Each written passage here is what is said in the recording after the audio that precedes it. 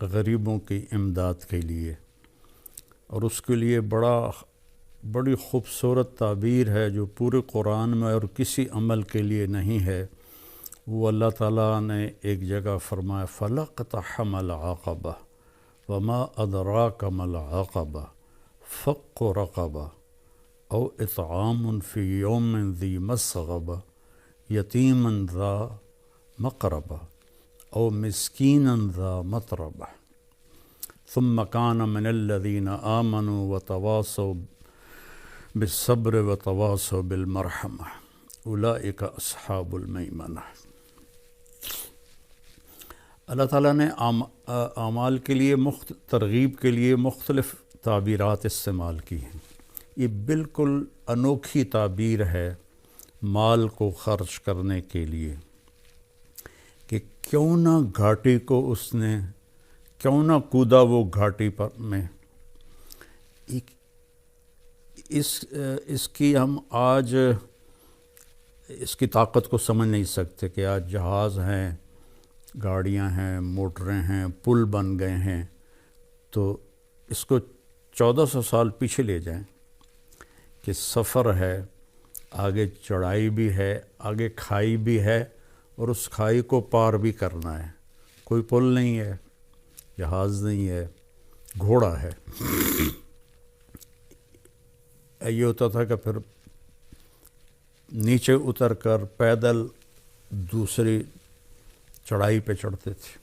کچھ لوگ ایسے ہوتے تھے جو گھوڑے کو اٹھاتے تھے پیچھے سے لا کر، وہ چھلانگ لگاتا تھا، اور اس میں جان کا بھی خطرہ ہوتا تھا کہ گھوڑا نیچے گر سکتا ہے، اور وہ پھر الحمدللہ پار اگلے کنارے پر جا کر گھوڑا اترتا تھا۔ تو اس میں اشارہ ہے کہ تمہاری طبیعت پر یہ مشکل کام بتا رہا ہوں۔ کیا ہے کہ انسان کو پیسے سے پیار ہے، اس لیے اللہ نے پورے قرآن میں بِأَمْوَالِكُمْ وَأَنفُسِكُمْ وَجَاهِدُوا فِي سَبِيلِ اللَّهِ بِأَمْوَالِكُمْ وَأَنفُسِكُمْ وَتُجَاهِدُونَ فِي سَبِيلِ اللَّهِ بِأَمْوَالِكُمْ وَأَنفُسِكُمْ۔ اللہ نے پیسے کو پہلے ذکر کیا ہے، جان کو بعد میں ذکر کیا ہے، حالانکہ جان کی قیمت زیادہ ہے، پیسہ تو اس کے مقابلے میں کچھ بھی نہیں ہے، لیکن انسان ایسا حریص ہے کہ اپنی جان کو پیسے پہ لٹا دیتا ہے۔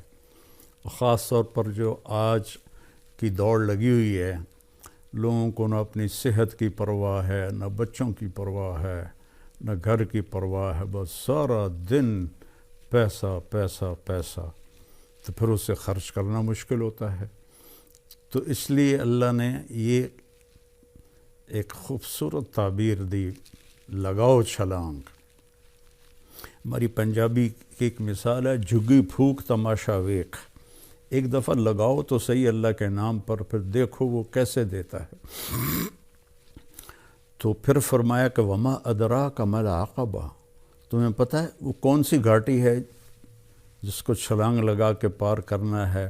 وہ ہے فق و رقبہ۔ جن لوگوں کی گردنیں پھنسی ہوئی ہیں، کوئی بیماری میں ہے، کوئی قرضے میں ہے، کوئی قید میں ہے، کوئی کسی مشکل میں ہے، کسی کی بچی جوان بیٹھی ہے، ہاتھ میں ایک پیسہ نہیں ہے، کوئی بیمار ہے، علاج کے لیے کچھ نہیں ہے، کتنے مسائل ہیں کہ گردنیں پھنسی ہوئی، کوئی قرض میں ڈوبا ہوا ہے تو اس کی گردن پھنسی ہوئی ہے، تو اس کو اللہ نے پہلے فرمایا گردنوں کو آزاد کروانا، گردنوں کی گرہ کو کھولنا، فق و رقبہ، اس کو رقبہ کہتے ہیں، فق و رقبہ، گردنوں کو فق کہتے ہیں کھولنے کو۔ تو اگر آپ اپنے چاروں طرف نظر دوڑائیں تو کروڑوں نہیں اربوں انسان ہیں جن کی گردنوں میں پٹا پڑا ہوا ہے مختلف مصائب کا، مسائل کا، چونکہ سود کی وجہ سے پیسہ سمٹ کے چند ہاتھوں میں آ گیا ہے، اور عموماً لوگ روٹی سے بھی محروم ہیں۔ تو ان کا فق و رقبہ، گردنیں چھڑانا، او اطعام فی یوم ذی مسغبۃ، کھانا کھلانا بھوکے کو کھانا کھلانا.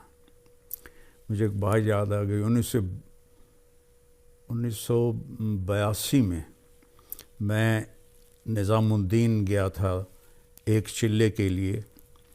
تو میں نماز کے بعد تھوڑا ٹہلنے کے لیے باہر نکل جاتا تھا. ایک جگہ سے گزرا تو ایک فقیر بیٹھا تھا سفید داڑھی. تو کہنے لگا کھانا کھلا دو بابا بیٹا. تو میں نے آزمانے کے لیے کہا آپ کھائیں گے؟ ہاں جی. میں نے کہا آؤ. تو میرے ساتھ جلدی سے اٹھ گیا. میں گیا آگے ایک اچھا سا ہوٹل تھا, میں اسے وہاں لے گیا. میں نے کہا بابا جی کیا کھاؤ گے؟ کہنے لگا بریانی کھاؤں گا. تو میں نے بریانی کا آرڈر دیا. ایک بڑی پلیٹ آئی, اس پر ایسے ٹوٹ کے پڑا. میں نے پوچھا اور منگاؤں؟ میں نے ایک پلیٹ اور منگوائی. پھر اس نے وہ ایسے ایسے ایسے ایسے ایسے ایسے کھا. جب وہ کھا کے اس نے سر اوپر کر کے کہا الحمدللہ بیٹا آج 3 دن کے بعد کھایا ہے.